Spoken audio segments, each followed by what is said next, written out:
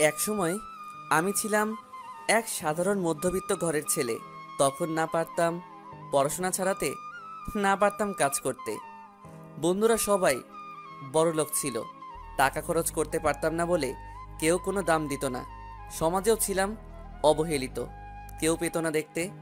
মধ্যবিত্তদের যে এতই জ্বালা আগে জানতাম না। সবচেয়ে বড় বিষয় হলো রিলেশন। আমার পক্ষে কোনো মেয়ের সাথে রিলেশন করা অনেক টাফ হতো। তারা সবাই ছিল বড়লোক বাবার মেয়ে। তাদের পিছনে টাকা খরচ করার আমার কোনো সামর্থ্য ছিল না। অনেক অবহেলিত ছিলাম সবার কাছে। কিন্তু আজ আর আমি অবহেলিত নেই। শহরের নামকরা নাম্বার 1 ব্যবসায়ী আমি। আমার নাম শিহাব। বাবা মা, ছোট বোন আছে পরিবারে। যাই হোক, ঢাকা শহরের সবচাইতে বড় কোম্পানিটি আমার আজ। এগুলো সব হয়েছে এক টিমের অবহেলা ও বন্ধু বান্ধবদের অবহেলা কারণে। মধ্যবিত্ত ছিলাম বলে তাদের সাথে আমার যায় না। তারা ছিল শহরের নামকরা বড় লোকের ছেলে মেয়ে। ঘটনা আজ থেকে 5 বছর আগের। কি শুনতে চান নাকি? তাহলে শুনুন 5 বছর আগে কি ঘটেছে। বাবার জোরাজুরিতে শহরের একটা প্রাইভেট কলেজে ভর্তি হলাম, কম্পিউটার ইঞ্জিনিয়ারিং প্রথম বর্ষে। বাবা একজন ছোট ব্যবসায়ী ছিলেন। কোনো মতে কলেজের সব ফিস দিতেন প্রতি মাসে। বাবার ইচ্ছা বড় হয়ে একজন বড় ইঞ্জিনিয়ার হব। আজ কলেজের প্রথম দিন। মধ্যবিত্ত ঘরের ছেলে হলেও তো একটু ভালো পোশাক পরে যেতে হবে, তাই না? কলেজে আসলাম। এসে নিজের ডিপার্টমেন্ট চিনি না। একজনকে বললাম, সে দেখাই দিল। অনেক ঝোরাঝুরির পর তাও ভুলে গেলাম। অনেক কষ্ট করে খুঁজে বের করলাম। মনে হয় ক্লাস শুরু হবে। যেই ক্লাসে যেতে যাব এমন সময় ইটের সাথে বাড়ি খেলাম। না, ইট তো এত নরম না। এখানে ইট কই থেকে আসবে? যেই নিচের দিকে দেখলাম, দেখি একটা মানুষ রূপী পড়ি। যেই পরে উপর থেকে উঠে তাকে তুলতে যাব, যেই তাকে তুললাম সে উঠে আমাকে কিছু না বলতে দিয়ে আমার গালে ঠাস ঠাস করে মারলো। কিছুই বুঝলাম না। বলেন তো, আমার কোনো দোষ ছিল নাকি? আমি নিচু মুখ হয়ে ক্লাসে যাচ্ছিলাম, আর সে ক্লাস থেকে বাহিরে যাচ্ছে। এতে আমার কোনো দোষ ছিল কি? যাই হোক, ক্লাসে ঢুকলাম। আজ ক্লাসের প্রথম দিন। স্যার সবার সাথে পরিচয় হচ্ছে ও পরিবার সম্পর্কে খোঁজ নিচ্ছে। একে একে সবার পরিচয় নিল। এখন মেয়েটার পালা। তার নাম তানিয়া, শহরের নামকরা ব্যবসায়ীর মেয়ে। আরও কয়েকজনের পর আমার পালা। খেয়াল করলাম মেয়েটা আমার পরিচয় জানানোর জন্য মনে হয় আগ্রহ আছে। আমার নাম শিহাব হোসাইন। বাবা ছোট একজন ব্যবসায়ী। আজ পরিচয় পর্ব সেরে নিলেন। স্যার কোনো ক্লাস নিলেন না। আমার কয়েকজন বড়লোক বন্ধু হলো, আর একটা আমার মতো মধ্যবিত্ত। ক্লাস শেষ করে সবাইকে বিদায় জানাইয়ে মেসে যাচ্ছি গরিব বন্ধু পল্লবের সাথে। দেখি তানিয়া যাচ্ছে। আপনাদের তো বলতেই ভুলে গেছি, তানিয়ার সাথে ধাক্কা খেয়ে তার রূপে মুগ্ধ হয়ে তার প্রেমে পড়েছি। তানিয়া আমাদের সামনে দিয়ে যাচ্ছে। দেখি একটু কথা বলার চেষ্টা করি। হ্যালো, আমি শিহাব। তো আমি কি করব? আপনার সাথে প্রেম করব নাকি? না মানে করলে তো ভালোই হয়। ও, তাই বুঝি। হুম, রাজি আছেন কি? তুই আমার সম্পর্কে তো জানিস না, তোর সাথে আমার যায় না। যদি আর একটা কথা বলিস তাহলে একটা মারবো। সরি, তুই বলেন যে। আর কি করবেন? তানিয়া ঠাস করে একটা মেরে চলে গেল। পল্লব শুধু আমার কথা বলা দেখে হাসতেছে। শালা আজকের দিনই খারাপ, সকাল থেকে শুধু চর। দোস্ত পছন্দ হয়েছে নাকি? হুম, কিন্তু খালি চর মারে। কি করমু ক? কোনো সমস্যা নাই, পরে দেখবনি, আগে বাসায় চল। হুম, চল। দুইজনে একই বাসাতে থাকি। বাসার মালিক খুব বড়লোক। শুনেছি তার একটা সেই মেয়ে আছে, আমাদের সাথে নাকি পড়ে। এত বিস্তারিত বলে নাই। আর পড়ার খবর নিয়ে আমগো কোনো লাভ নাই। ক্লাস শেষ করে বাসাতে এসে নাস্তা করে দুইজনে দিলাম একটা ঘুম। বিকালে ঘুম ভাঙলো। আপনাদের একটা কথা বলতে ভুলে গেছি। পল্লব আমার কলিজার বন্ধু। দুজন একসাথে ছোট থেকে পড়াশোনা করি। আপনাদের সাথে কথা বলতেই ছাদে এসে পৌঁছাইছি। ছাদে আসলাম আমি। পল্লব ঘুম পাড়তেছে। ছাদে এসে দেখি এক মেয়ে দাঁড়িয়ে আছে। চেহারা দেখা যাচ্ছে না, মনে হয় পরি হতে পারে। চুলগুলো এত লম্বা, পিছন থেকে দেখতে অনেক সুন্দর লাগছে। ভাই কিছু বললেন, আবার আপনারা প্রেমে পড়বে। যাই হোক, তাকে একটা ডাক দিলাম। আন্টি, আপনি এখানে কি করেন? আর আপনিই বা কে? আন্টি, ও আন্টি। ডাক দিতে দেরি, কিন্তু আমার দিকে দেখতে দেরি নাই। যেই আমার দিকে দেখেছে, এ আমি কাকে দেখতেছি? এ এখানে কেন? আর কেমন করে এলো? বুঝতে পারতেছেন না? আমি যাকে আন্টি বলে ডেকেছি সে হলো তানিয়া। কিন্তু এখানে তানিয়া কি করে? যেই বলতে যাব তানিয়া তুমি এখানে কেন, ঠাস ঠাস করে মেরে দিল রে ভাই। কি আর বলবো। আমাকে আন্টি বললি কেন? তোর আন্টির মতো লাগে কি? না মানে কি না মানে? আমি মনে করছিলাম অন্য কেউ, তাই। আর আপনি এখানে কেন? শোন, এটা আমাদের বাসা, আমি আজ থেকে এখানে থাকবো। আর আমার সাথে যদি বেশি বাড়াবাড়ি করিস তাহলে বুঝতে পারছিস। আমি আস্তে করে বললাম, ভালোই হলো, লাইন ক্লিয়ার। কিছু বললি? না। তখন কে জানে পল্লব হারামি ছাদে আসবে। পল্লব ছাদে এসে, মামা কার সাথে কথা বলো? আর এই আন্টিকে এখানে কি করে? পল্লব তুই আজকে শেষ, মনে মনে বলতেছি। তানিয়া আমাকে সরিয়ে পল্লবের সামনে গিয়ে বলে, আমি কি তোর আন্টি লাগি? আরে তানিয়া ভাবি, আপনি এখানে? এতদিনের পরিচয়, বাসাতে আসেন দেখি। তা ভাইকে এত পছন্দ হয়েছে আপনার? পল্লব তুই আজকে শেষ ভাই, আমি চললাম। আমি আস্তে করে ছাদ থেকে নিচের দিকে নামতেছি, কেউ দেখতে পাই নাই। ভাবি মানে কি? আর কার ভাবি? এটা আমার বাসা, তাই আমি এখানে। তোকে আজকে শেষ করব। পল্লব আর বেশিক্ষণ সেখানে থাকলো না, কারণ তানিয়া রাগে বাঘ হইছে। যদি একবার পায় তাহলে গিলে খাবে। ভালো হইছে যে ওর বাবা এই বাসাতে থাকে না। দুইজন রুমে এসে দরজা লাগালাম। সেদিন আর বাহির হয়নি, এইভাবে রাত কাটালাম। এখন নিয়মিত কলেজে যাই, একসাথে আড্ডা দেই। আর তানিয়ার সাথে আমাদের বন্ধুত্ব হয়েছে, অনেক মজা করা। প্রতিদিন একবার দেখার জন্য ওর বাসাতে যাই। পল্লব তো ভাবি বলে অনেক মাতাল, প্রতিদিন একটা করে চর ওর বাজেট করা। আপনাদের তো একটা কথা বলতে ভুলেই গেছি, তানিয়ার সাথে প্রতিদিন রাতে কথা বলি, সেটা পল্লব জানে না।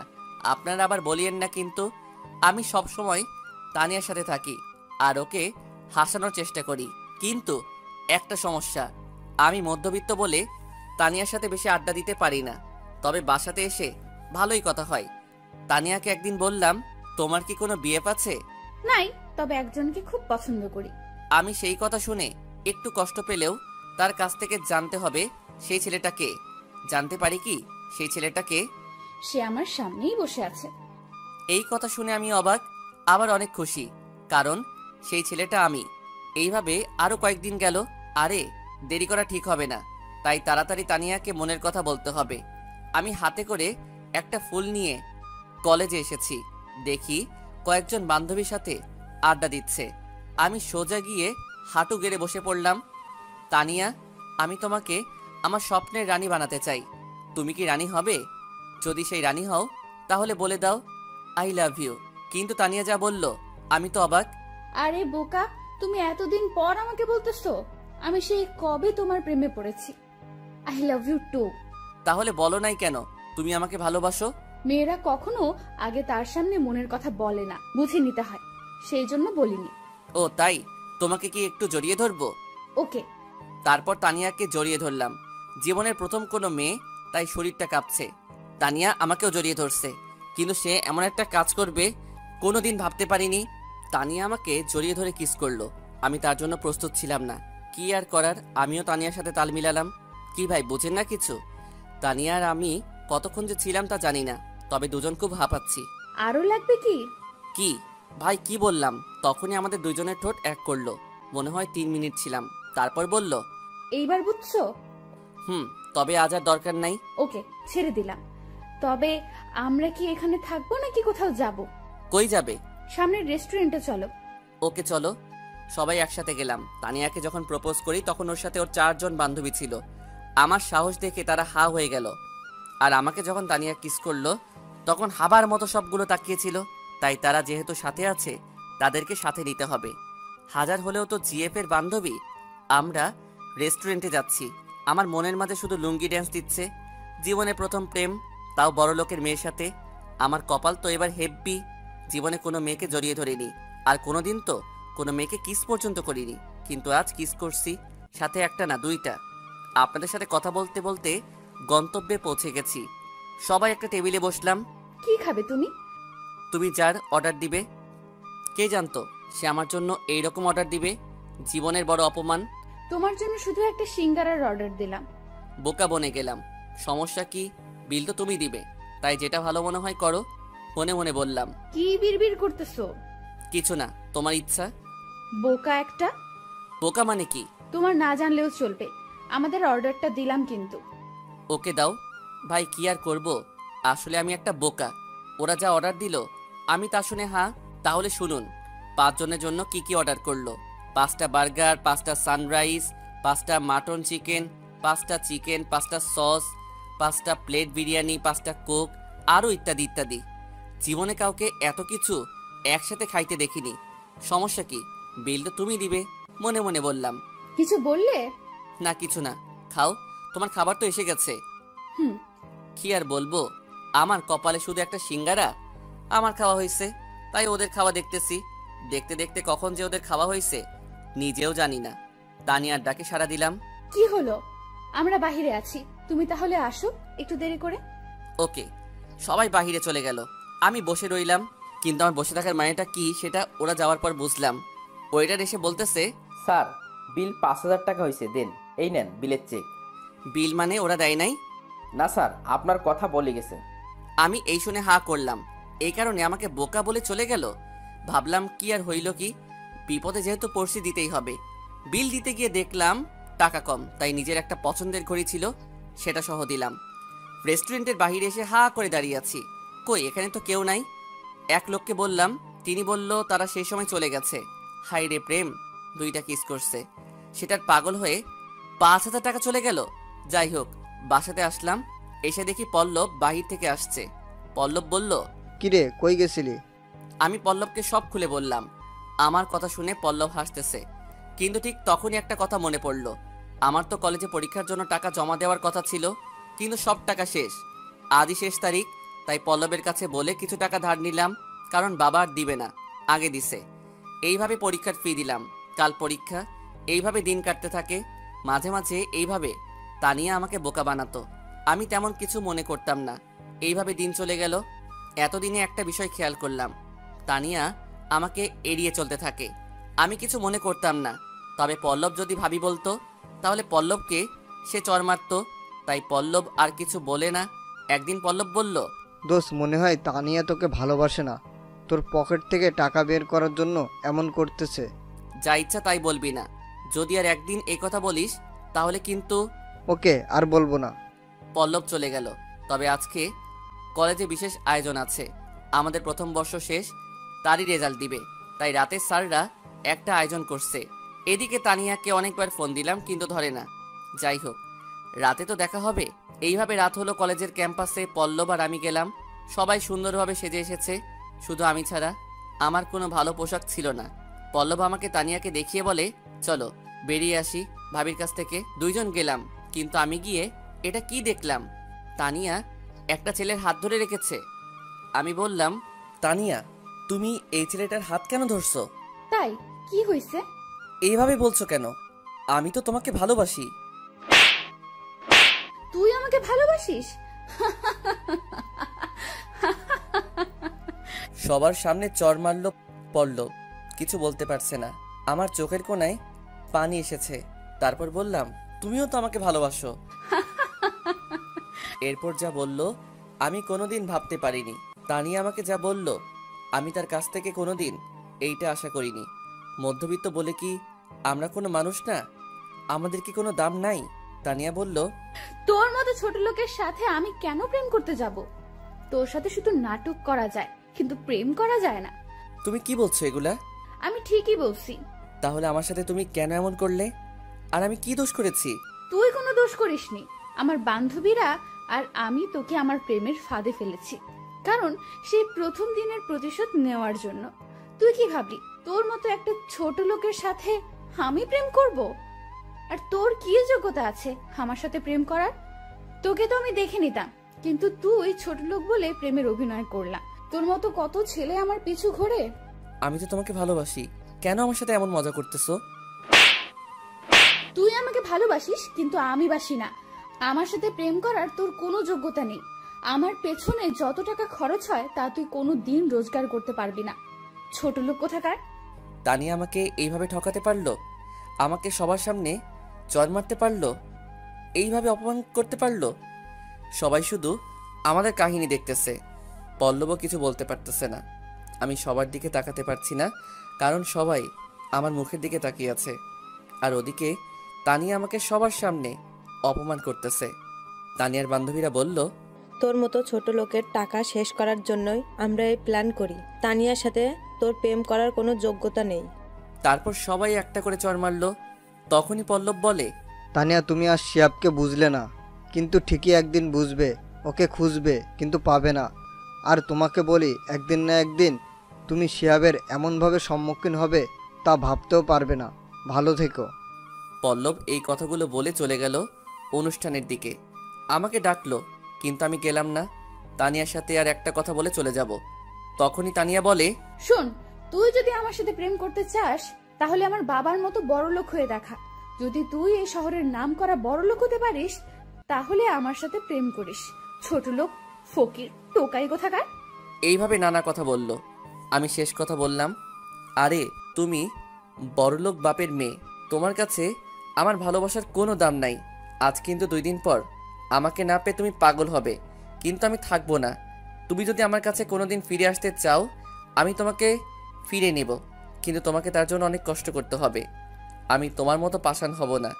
আর বড়লোক হওয়ার কথা বলছো, আজ থেকে ঠিক 5 বছর পর তোমার সাথে তোমার বাড়িতে দেখা হবে, মনে রেখো। আমি আরও নানান কথা বলে চলে আসলাম।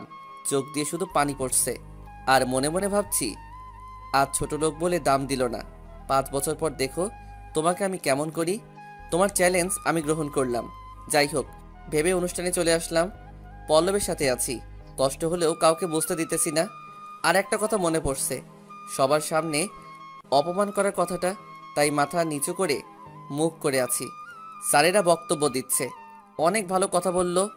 এখন আমাদের প্রথম বর্ষের রেজাল্ট ঘোষণা করা শুরু।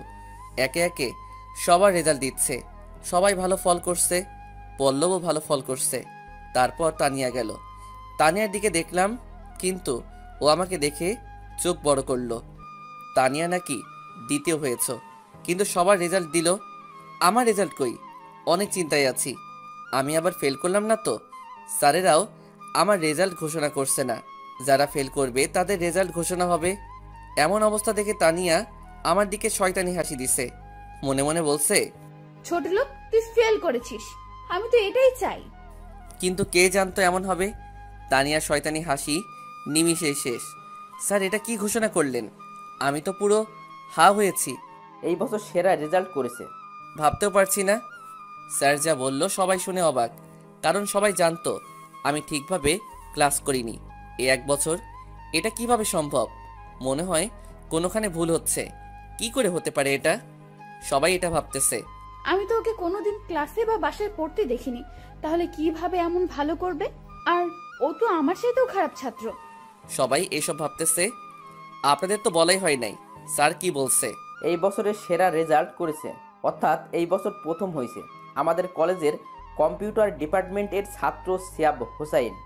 আমি স্যারের কাছ থেকে আমার মার্কশিট নিতে যাচ্ছি। সবাই অবাক হয়ে আছে, আর তানিয়ার বান্ধবীরা তো পুরো অবাক, হা হয়ে তাকিয়ে আছে। আমি স্যারদের সাথে কৌশল বিনিময় করে সবার প্রথমের আসনে বসে আছি। নানান আয়োজনের মধ্য দিয়ে অনুষ্ঠান শেষ হলো। অনুষ্ঠান শেষে পল্লব আর আমি ক্যাম্পাস দিয়ে বাসাতে যাচ্ছি।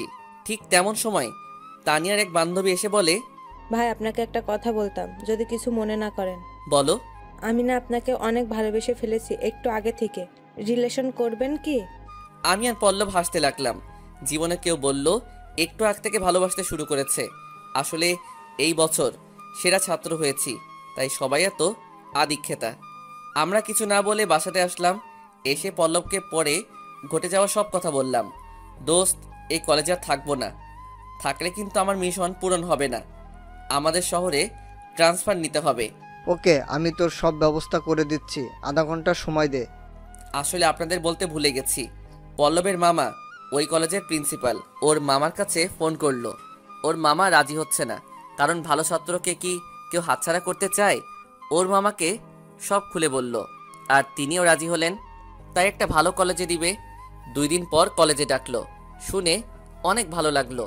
তানিয়ার কথা মনে পড়ছে, কিন্তু আমাকে শক্ত হতে হবে। তাই ভাবতে ভাবতে কখন ঘুমিয়ে পড়েছি জানি না। ওদিকে তানিয়া শুয়ে শুয়ে আমার কথা ভাবতে থাকে। শিহাব তো কোনো ক্ষতি করেনি, ওর সাথে নাটক করা ঠিক হয়নি। আর কেমনে এত ভালো রেজাল্ট করলো? আর বলেছে আমি কি সত্যি ওর প্রেমে পড়ে গেলাম? ভাবতে ভাবতে ঘুমিয়ে গেছে। এইভাবে বাসাতে 2 দিন কাটালাম, বাহিরে যাইনি। পল্লবের কাছ থেকে শুনলাম তানিয়া নাকি আমার খোঁজ নিয়েছে, কিন্তু পল্লব বলেনি। ওর নিজের ভুল নাকি বুঝতে পারছে। আজও পল্লব আর আমি কলেজে যাচ্ছি। কলেজে এসে স্যারের রুমে গেলাম। স্যার আমার ট্রান্সফার লেটার হাতে দিল, আর স্যারকে বললাম কাউকে যেন আমার এই ব্যাপারে কিছু না বলে। স্যারের রুম থেকে অনেক আলাপ করে চলে আসতেই কেউ যেন আমার হাত ধরলো। দেখি তানিয়া। হাত ধরছো কেন? ছাড়ো, সবাই তো দেখছে। তানিয়া, শিহাবের হাত ছাড়ো। আমার ভুল বুঝতে পারছি, আমাকে মাফ করো, আমি তোমাকে ভালোবাসি। বাসাতে চলে আসলাম কিছু না বলে, কারণ আমি ওর দিকে তাকিয়ে দেখি অনেক শুকিয়ে গেছে, চোখের নিচে দাগ পড়ছে। বেশিক্ষণ থাকলে নিজেকে সামলাতে পারতাম না। তানিয়া ভাবে কিভাবে আমার এত পরিবর্তন হলো। আমি সব কিছু গুছিয়ে নিয়ে চলে আসলাম। পল্লব সাথে আছে, কেউ কিছু জানে না। আপনাদের বলতে ভুলে গেছি, আমি বগুড়া আসতেছি ঢাকা থেকে। পল্লবের সাথে বাস স্টপে আছি। এই শহর ছেড়ে যেতে কষ্ট হচ্ছে। 1 বছর এখানে থেকেছি, একটু তো মায়া হবে। সবচাইতে বড় কষ্ট হচ্ছে পল্লবকে ছেড়ে যেতে। এইরকম বন্ধু কম জোটে কপালে, কিন্তু আমাকে যে সফল হতে হবে। বাস এসেছে, পল্লবকে বিদায় জানিয়ে আমার গন্তব্যে আমি যাচ্ছি। পল্লব আমাকে আরো সাহস দিল। ওদিকে তানিয়া আমাকে খুঁজতেছে। কলেজে দেখা পাইনি, তাই বাসাতে এসেছে, কিন্তু বাসার সামনে পায়চারি করছে। একটু পর দেখলো পল্লব বাসাতে এসেছে। আমাকে না দেখতে পেয়ে পল্লবকে বলল, পল্লব, শিহাব কোথায়? আর তুমি একা কেন? জানি না শিহাব কোথায়, আমাকে না বলেই কলেজ থেকে চলে গেছে। আমি পল্লবকে বলতে বারণ করছি, সময় মতো সব হবে। প্লিজ বলো শিহাব কোথায়? বললাম তো আমি জানি না। আর তুমি তো নাটক করেছো নাকি ওর সাথে?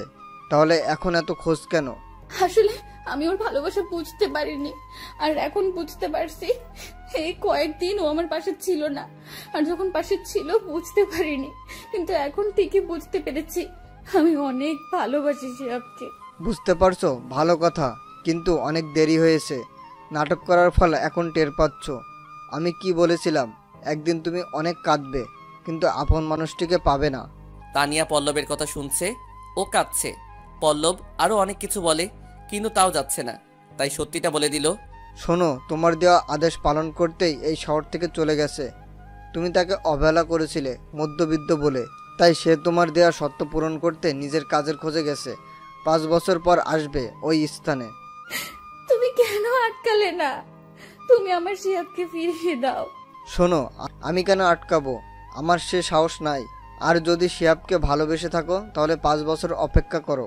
তোমার কাছে এটাই বলতে বলেছে শিহাব। অপেক্ষার কথাটি আমি কিন্তু বলি নাই, পল্লব বলছে আমার নাম ভেঙে। ওকে, তাই হবে। আমি 5 বছর অপেক্ষা করব তোমার কথাতে। এতে যদি শিহাব না ফিরে আসে, তাহলে আমি তোমাকে দেখে নিব। দেখা হবে 5 বছর পর। তানিয়া এই কথা বলে কান্না করতে করতে আমাদের রুম থেকে চলে গেল, আর ভাবছে আমি কেন এমন করলাম? যাকে অবহেলা করেছি আজ তাকেই ভালোবেসে ফেলেছি। কাউকে অবহেলা করলে মনে হয় নিজে একদিন তার জন্য কাঁদতে হয়, যেমন আমি আজ কাঁদছি, কিন্তু তাকে পাশে পাচ্ছি না। এখন অনেক দিন অপেক্ষা করতে হবে। আসলে শিহাবের কথাগুলো সব সত্যি হলো। আমি অপেক্ষা করব শিহাবের জন্য। এদিকে আমি আমার গন্তব্যে পৌঁছে গেছি। আগে থেকে সব ঠিক করা ছিল, তাই বাসাতে এসে ফ্রেশ হয়ে রাতের নাস্তা করে পল্লবকে ফোন দিলাম, দোস্ত পৌঁছে গেছি। কোনো সমস্যা হচ্ছে না তো? না, সব ঠিক আছে। ভালো। আর শোনো, একটা কথা আছে। বলো। আসলে তানিয়া আসছিল, তুই যাওয়ার পর অনেক কিছু বলে গেছে। কি বলছে? এরপর পল্লব সব খুলে বলল। আমি তো শুনে অবাক হলাম। আসলে আমি জানতাম অবহেলা করলে কাউকে সেটা একদিন না একদিন সে বুঝতে পারবে। আরও একটা কথা শুনে খুশি হলাম, সে আমার জন্য 5 বছর অপেক্ষা করবে, কিন্তু আমাকে পাবে না, তাই একটু কষ্ট হবে, কিন্তু আমারও তো কষ্ট হবে। পল্লবকে বাই বলে এসব ভাবতে ভাবতে ঘুমিয়ে গেছি। সকালে উঠে ফ্রেশ হয়ে কলেজে গেলাম। নতুন কলেজ, সব কিছু নতুন, সবার সাথে পরিচিত হলাম। স্যারদের সাথে একটা ভালো সম্পর্ক হলো, কয়েকজন বন্ধু হলো। সব মিলিয়ে অনেক ভালো লাগছে, কিন্তু তানিয়া আর পল্লবকে অনেক মিস করতেছি। তাই কোনো মেয়েদের দিকে তাকাই না, কারণ আমার জন্য একজন অপেক্ষায় আছে। এইভাবে দিন যেতে লাগলো অনেক ভালোর মধ্য দিয়ে। বাবা জানে কলেজ থেকে আমাকে এখানে পাঠানো হয়েছে, তাই কিছু বলেনি। সব কিছু ভালো চলতেছে। ওদিকে তানিয়া প্রতিদিন কলেজে এসে আমার কথা ভাবে, কোনোখানে খুঁজে পায় না। আমার দুষ্টুমিগুলো মিস করতে থাকে, আর আগের মতন ওর বান্ধবীদের সাথে মিশে না, অনেক বদলে গেছে। কিন্তু আমার কথা মনে করে প্রতিদিন রাতে কান্না করে, আর নিজেকে দোষ দিতে থাকে। ভালোবাসা আগে বুঝতে না পেরে কত কষ্ট দিয়েছে তাকে, সেটা এখন বুঝতেছে। তানিয়া বলে, আমি যদি সেদিন অহংকার না করতাম তাহলে শিহাব পাশে থাকতো। আমি দোষী, তাই আজ এত কষ্ট পাচ্ছি। এইভাবে দেখতে দেখতে এদিকে আমার 4 বছর কেটে গেল। তানিয়া প্রতিদিন পল্লবকে আমার কথা বলতো, আরও নানান কথা বলতো। সেগুলো পল্লব আমাকে ফোন করে বলতো তানিয়া নাকি আগের চাইতে অনেক সুন্দর হয়েছে, কিন্তু প্রতিদিন আমার কথা ভাবে। 4 বছর পার করলাম। আমি ভাবলাম 1 বছর আগে গিয়ে তানিয়াকে সারপ্রাইজ দেই। পল্লবের সাথে প্ল্যান করলাম। ও, আপনাদের তো বলতে ভুলে গেছি, শুনুন তাহলে আমি বড়লোক হয়েছি কিনা। আমি আজ অনেক বড়লোক, কারণ পড়াশোনার পাশাপাশি একটা ছোট্ট ব্যবসা শুরু করেছিলাম, যেটি অল্প সময়ে অনেক পাবলিসিটি পেয়েছে। কিন্তু সেটা তানিয়া জানে না। আমার ব্যবসা থেকে মাসে 2 লক্ষ টাকা আসে, যেটা দিয়ে 3 বছরের প্রায় 5 কোটি টাকা আয় করেছি। সেই টাকা দিয়ে পল্লব ঢাকাতে ব্যবসা চালাচ্ছে আমার। আমি শুধু টাকা দিচ্ছি। তানিয়াকে বলতে মানা করেছি আমার সাথে পল্লবের প্রতি মুহূর্তে যোগাযোগ হতো। তানিয়া কিছুই জানতো না, একটু অবহেলা করি। আমরা বড়লোক হওয়া গল্প তো শুনলেন, টাকার হিসাবটা আপনারা করুন আমার এখন কত টাকা হতে পারে। কিন্তু তাও আমি সাধারণ। এখন বাস্তবে ফিরি, তাহলে দিব না কেন? সেও তো আমাকে দিয়ে বুঝুক আপন মানুষকে কষ্ট দিলে কী রকম কষ্ট পেতে হয়। আর ও বলেছিল ও নাকি আমার সাথে প্রেম করবে না কোনো দিন, কারণ আমি ছোট লোক ছিলাম। কিন্তু সে এখন আমার জন্য অপেক্ষা করতেছে। কোথায় গেল এত অহংকার? কিন্তু আজ তো আমি তোমার আশা পূরণ করেছি। তুমি যেটা চেয়েছিলে, তোমার ভিতরে এখন কেন অহংকার নাই? কই গেল সেদিন অহংকার করেছিলে বলে? 4 বছর তোমাকে অনেক কাঁদতে হয়েছে, অপেক্ষা করতে হয়েছে বহুদিন, বহু ঘন্টা। তাই তো তোমাকে আর কষ্ট দিতে চাই না। আমি আসতেছি কালকে, কারণ 4 বছর আগে কালকের দিনে আমাকে সেই শর্ত দিয়েছিলে। আমি এইসব ভাবতে থাকি পল্লবের সাথে প্ল্যান করে। পল্লব সব কিছু বুঝিয়ে নিয়েছে। ওদিকে পল্লব তানিয়ার সাথে কথা বলছে। মনে আছে তানিয়া, 4 বছর আগে আগামীকালের দিনে শিহাবকে তুমি পর করে দিয়েছিলে? তাই তো আরো 1 বছর অপেক্ষা করতে হবে। প্লিজ আর মনে করিয়ে দিও না, অনেক কষ্ট হচ্ছে কালকের দিনটার কথা মনে করে। ওকে, বাদ দিলাম। কালকে তুমি কি একটা নীল শাড়ি পরে সন্ধ্যার পর ক্যাম্পাসে আসতে পারবে? কিন্তু কেন?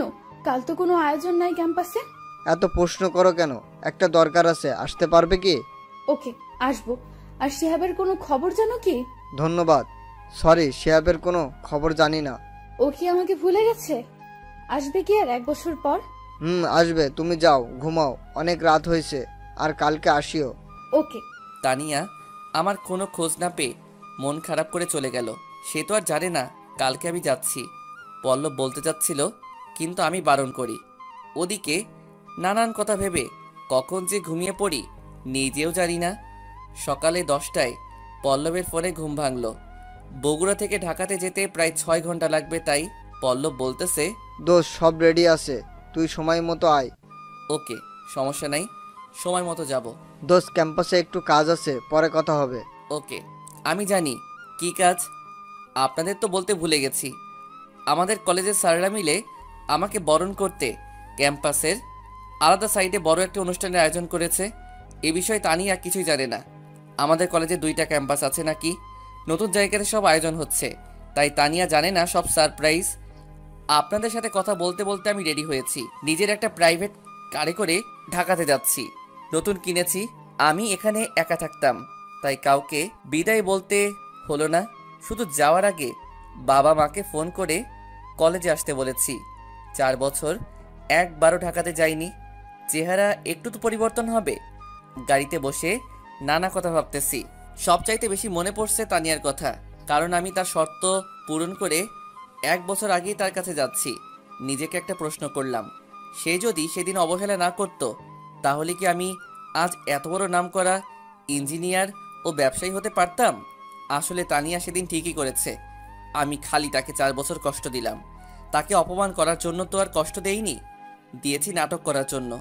আর কষ্ট না দিলে কি আমাকে এত ভালোবাসতো, 4 বছর অপেক্ষা করত? আসলে সব দিক দিয়ে সব কিছু ঠিকঠাক আছে। এদিকে আমি 6 ঘন্টা পর ঢাকাতে পৌঁছে গেছি, প্রায় সন্ধ্যা হয়ে এসেছে।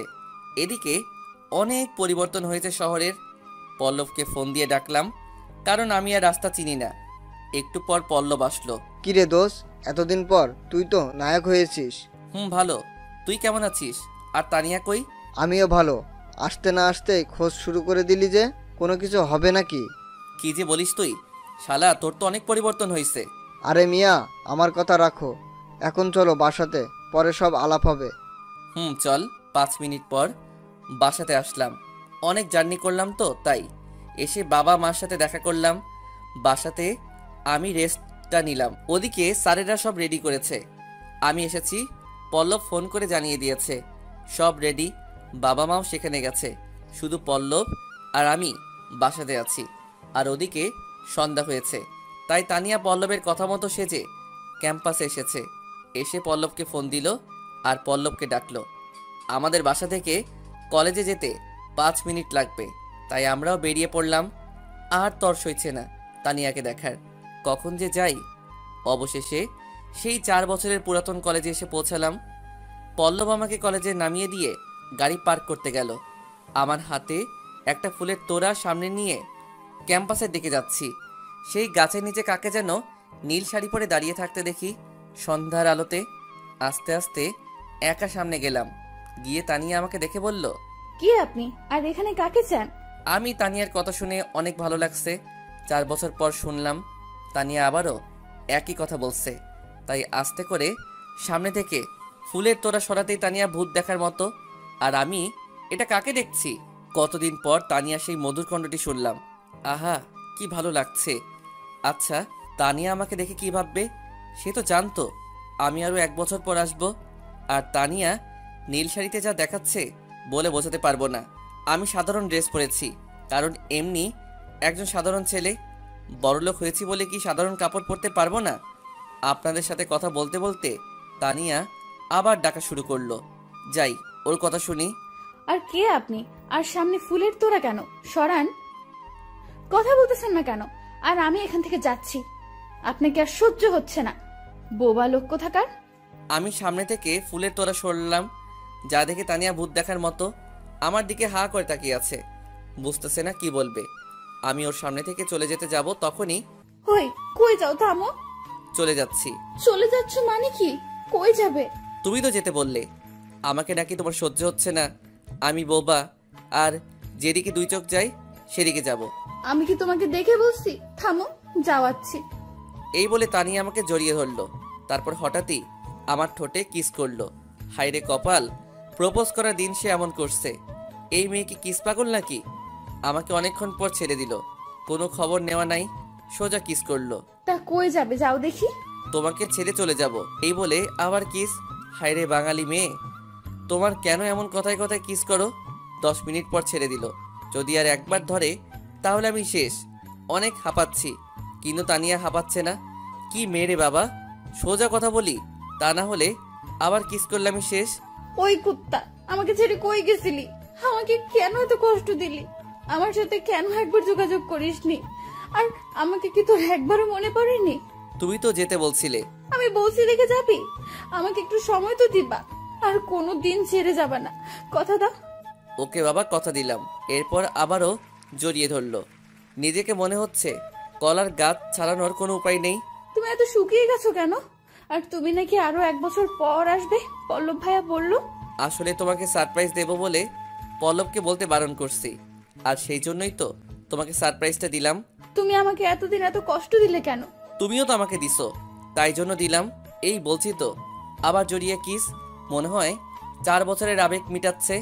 পল্লব পিছনে দাঁড়িয়ে বলছে, এবার যদি হয়ে থাকে তাহলেই চলুন, অনেক রাত হচ্ছে, আরও অনেক কিছু বাকি আছে। দুইজনেই লজ্জা পেলাম একটু। কোনো সময় লজ্জা পেতেও হয়। তানিয়াকে নিয়ে অনুষ্ঠানে আসলাম। সেখানে বাবা মায়ের সকলের সাথে পরিচয় করলাম। এমন সময় আমি কি দেখছি, তানিয়ার বাবা মা দুইজন। অবাক হলাম। এরই মধ্যে পল্লব কানে কানে, দোষ, সব ঠিক করেছি, আজ রাতে তোদের বাসর হবে, নো চিন্তা। আমি পল্লবকে কিছু বললাম না, তবে একটু লজ্জা পেলাম। তার মানে পল্লব সব কিছু ঠিক করেছে। আমার পরিবারের সবাই খুশি, সাথে তানিয়ারও। তানিয়া ও আমি নিজেদের একপাশে বসলাম। আমি ভাবতেছি এখানে তো অনুষ্ঠান হওয়ার কথা, কিন্তু বিয়ে বাড়ির মতো করে সাজানো কেন? কিছু মেয়ে এসে তানিয়াকে নিয়ে গেল, পল্লব আমাকে এসে নিয়ে গেল। তুই বড়লোক হয়েছিস অবহেলিত থেকে, তাই তোকে যেখানে অবহেলা করেছে সেখানে তোর বিয়ের ব্যবস্থা করলাম মামা, সবই মিলে। শালা, আমাকে কিছু বলিসনি কেন? সব সারপ্রাইজ আন্টিরাই জানতো। ওকে চল। আর কথা না বলে চলে আসলাম। কি আর হলোটা কি? আমার মতো লোককে বোকা বানানো। বিয়ের সাথে তানিয়াকে পরি লাগছে, তবে তানিয়ার কাছে কিছুটা অবাক লাগার মতো। এদিকে আমাদের বিয়ে পড়ানো শেষ হলো, সবাই আনন্দ করছে, নিজেকে অন্যরকম লাগছে। এত কথা না বলি, সোজা বাসাতে চলি, কি বলেন? সব আয়োজন কলেজে শেষ করে বাসাতে আসলাম। এখন আমি বাসর ঘরে। তানিয়া নেমে এসে সালাম করলো, এরপর খাটে গিয়ে বসলাম, ঘুমটা তুললাম আর প্রশ্ন শুরু করলো। এগুলো কি হলো? আজ কিছুই বুঝলাম না, সব বলো, তা না হলে বাসর হবে না। কেমন লাগে এই কথা কইলে? সবশেষে বললাম, কোনো দিন কাউকে অবহেলা করবে না, সে একদিন অনেক বড় লোক হতে পারে। এই কথা বলা শেষ। তারপর আমি তানিয়ার কাছে গিয়ে ওর ঠোঁটে আলতো করে কিস করলাম। এতে ও দেখি একটু কেঁপে উঠল। এদিকে তানিয়ার মনে হচ্ছে কেউ তার বুকের ভিতর হাতুড়ি দিয়ে বাড়াচ্ছে। আমি আরো জোরে ওকে কিস করি, তারপর ওকে জড়িয়ে ধরি, তারপর দুজনে হারিয়ে যাই ভালোবাসার অতল সাগরে। গল্পটি পড়ে আপনাদের কেমন লাগলো তা কমেন্টের মাধ্যমে জানিয়ে দিবেন।